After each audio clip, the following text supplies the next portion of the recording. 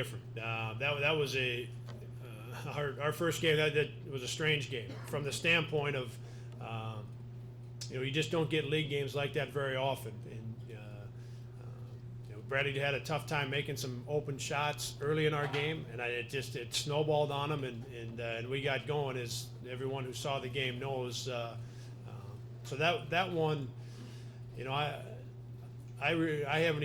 I watched it after the game, Gary, but I haven't watched it. Normally I'll watch it again right away as we get ready for the next team, but I haven't even looked at it because of the way Bradley has played in the games following that one.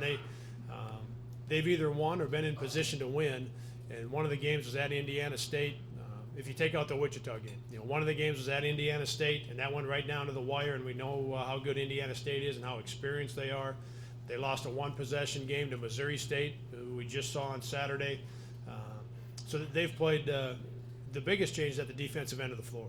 Much more aggressive defensively, pressuring the ball more. The way they're guarding the ball screen is very aggressive, very different from our first game. And they're rebounding extremely hard. And it's been in every game since ours. It wasn't like it just showed up for the Drake game after ours. It's been in every game since we've played them. So they're a very different team than what we saw here. How do you convince your team that it's a different team that we face? Yeah, we just watched some film this morning, Rick, and we saw the guys were able to see it on film in terms of how hard they're playing defensively, what they're doing, guarding the ball screen, how hard they're rebounding. And then a reminder, and they saw it going into our first game, but a reminder how good they are in transition.